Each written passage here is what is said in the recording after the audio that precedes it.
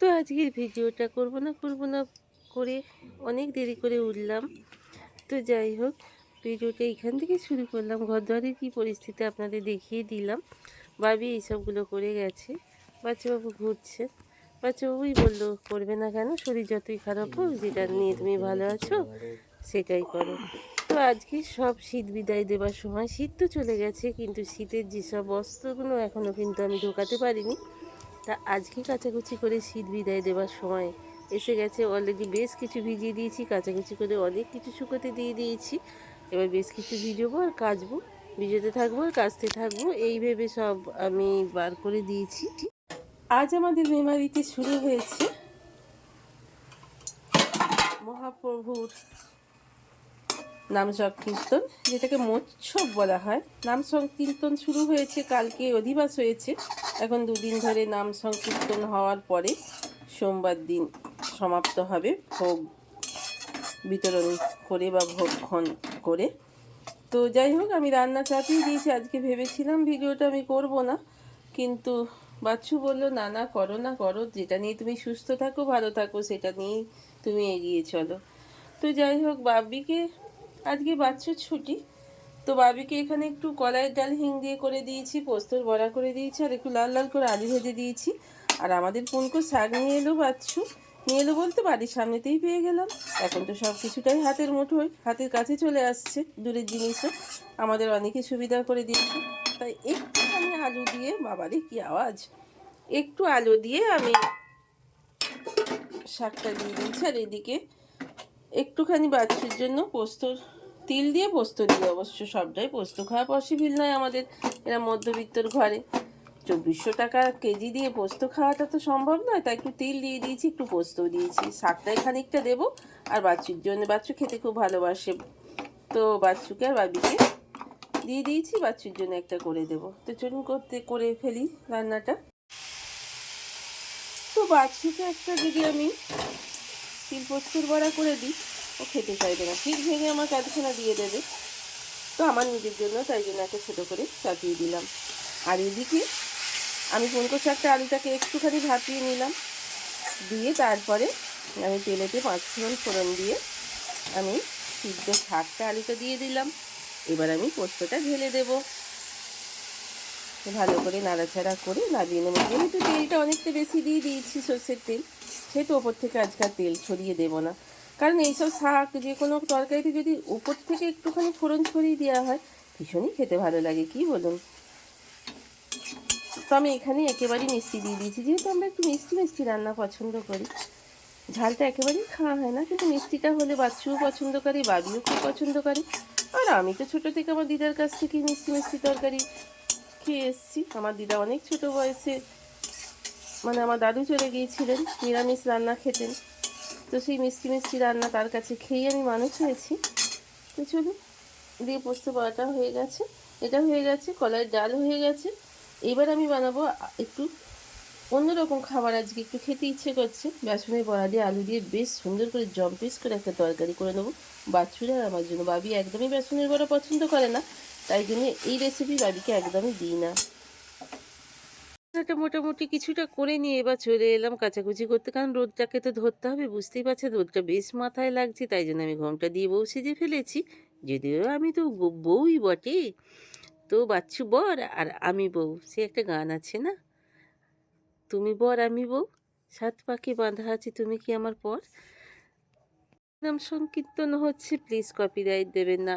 এই সংকীর্তন তো সবাইকার মনে একটা আনন্দ ছড়ায়, মনের যত কিছু সুখ দুঃখ এই নাম গান শুনলে শুনলে চলে যায় মনের সকল দুঃখ। বাচ্চাও এটা নিয়েছে, তাই একটু খেয়ে নেবেন।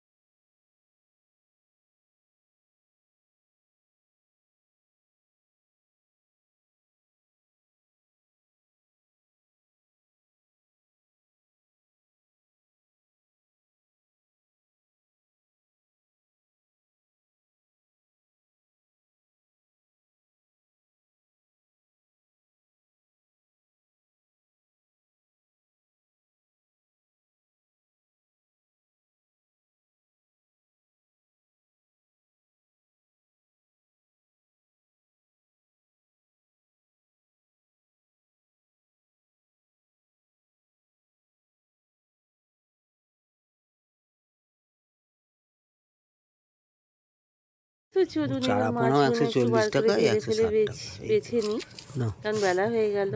তো এবার তো মাছের অনেকটা তেল রয়েছে গো। গরমের আমেজ এসে গেছে, তাড়াতাড়ি মাছ এনে বেছে বাহ, ধুয়ে ভিজে না কতটা ভরতে সুন্দর পারলে তেলটা কি দেখুন। সুন্দর তেলটা দেখুন, কি আমার সুন্দর গালে তেল একটু দেখুন, চচ্চড়ি দেখছেন? খাবো।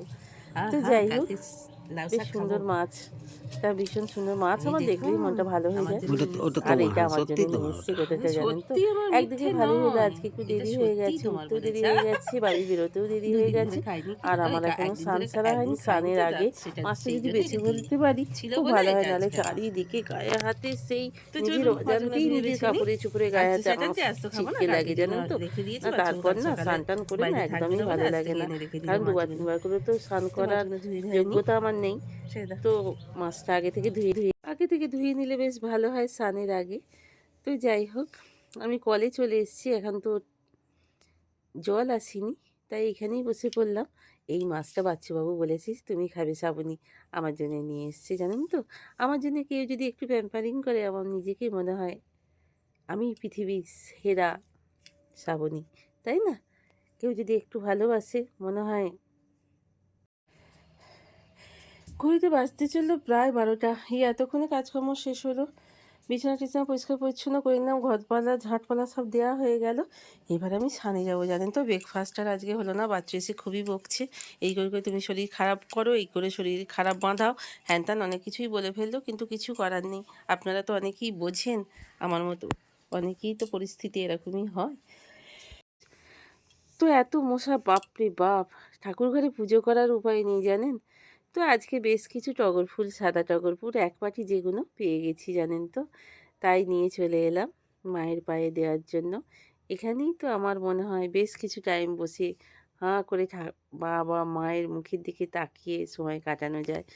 সকল কিছু দুঃখ কষ্ট ক্লেশ এখানেই এতক্ষণে স্নান পুজো সব শেষ হলো। বলছিলাম না সকাল থেকে, কাল থেকে শরীর ভালো লাগছে না, ভিডিও করবো না ভেবেছিলাম, কিন্তু বাচ্চু বললো করো, তুমি এটা নিয়েই তো ভালো আছো, করো। তাই করলাম, অনেক রান্নাবান্না ওই নিয়েই করেছি। রান্না করতে যেহেতু আমার ভালো লাগে, ভালোবাসার জায়গা রান্নাঘর। পৌনে একটা, তো চলুন রান্নাগুলো দেখিয়ে দিই। এখানে বাচ্চুর একটা পোস্তর বড়া, আমার একটা পোস্তর বড়া, সাথে সাথে এখানেই রেখে দিয়েছি মাজবো বলে। আর একটা শাক পোস্ত আলু দিয়ে, আর একটু সাদা সাদা করে হিং দিয়ে কলাইয়ের ডাল বানিয়েছি আজকে, যেহেতু স্যাটারডে নিরামিষ। এখানে একটু চাটনি করে নিয়েছি, আর এখানে দুটো বেগনিও করে নিয়েছি সেই সঙ্গে। আর বেসনের বড়া দিয়ে আলু দিয়ে একটা স্পেশাল একটা রান্না করেছি। আর এই এতগুলো রান্না মেনু, আপনাদের নিমন্ত্রণ রইল। এই মেনুগুলো সব আপনাদের আমি দিতে পারি আমার বাড়িতে কোনো যদি বিরস বন্ধু অতিথি হয়ে আসেন। এর থেকেও অনেক ভালো ভালো খাবার আমি রান্না করে খাওয়াতে পারি। তো চলুন, আপনাদের সবাইকে নেমন্তন্ন রইল। তো এবার আমরা লাঞ্চটা করে নিই। আমাদের এখানে আবারও বলছি, হরিনাম সংকীর্তন হচ্ছে, মৎসব যেটাকে বলে, আপনাদের সকলকে নেমন্তন্ন রইল এই মৎসবে। তো যাই হোক, কী বলছিলাম, প্লিজ কপিরাইট যেন দেবেন না, মুখে গাইছে তো, তো শুনতেও ভালো লাগে, প্রাণ প্রাণ মনে হয় জুড়িয়ে যায়, মনে হয় কিছুক্ষণ স্তব্ধ হয়ে শুনি বাবার ওই নাম সংকীর্তন। তো সেই সঙ্গে খেতে বসে পড়েছি। বাবিকে অবশ্য এত রান্না দিইনি, ওকে একটু লাল লাল করে আলু ভেজে দিয়েছি, কলাই ডালটা ভীষণ পছন্দ করে দিয়ে দিয়েছি, আর একটা পোস্তর বড়া করে দিয়েছি। তাড়াহুড়ো করে পাচ্ছিলাম না, তো আপনারা বলবেন এত রান্না করেছো তাহলে। হ্যাঁ, বাচ্চুটাও খুব সকাল সকাল যায়, নাকে মুখে গুঁজে চলে যায়, রাত্রে তো এত রান্না পসিবল হয় না। তাই বাড়িতে ছুটিতে থাকলে মনে হয় প্রিয়জনকে নিজের হাতে অনেক রান্না করে খাওয়াই, এটাই তো আমার কাজ, অনেক কাজের মধ্যে শ্রেষ্ঠ কাজ। তো আমরা খেতে থাকি। তো বিকেলবেলা হেঁটে এসে শীতের বস্ত্রগুলোকে বললাম, শীত চলে গেছে, শীত বস্ত্র বিদায় দেওয়ার সময় হয়ে গেছে, এবার তোলাপাড়া করে ফেললাম। লেপ অলরেডি আমাদের লেপটা গুছোনো হয়ে গেছে। তো এবার জামা কাপড়গুলো তুলে ফেললাম, বেশ কিছু জামা কাপড় শীতের এখনও সোয়েটার ফোয়েটার চাদর ফাদরগুলো এখনও শুকোয়নি, কালকে আরেকবার করে দিতে হবে। তো এইবার শীত তো চলে গেল, আসছে এক দানবের সমান গরম, প্রচণ্ড গরম। সেই গরমটাই এখন মেনে নিতে আমাদের খুবই কষ্ট হবে। এই গরম আসছে, কিছু কিন্তু করার নেই। গরমের মতো এই যে গরম নামক এই দানবটা, বাপরে বাপ, আমাদের জীবনকে ছারখার করে দেবে। এই তো শীত ছিল, খুব ভালো ছিল। মানুষজন একটু ঘুমিয়ে খেয়ে দিয়ে শান্তিতে বাস করতো।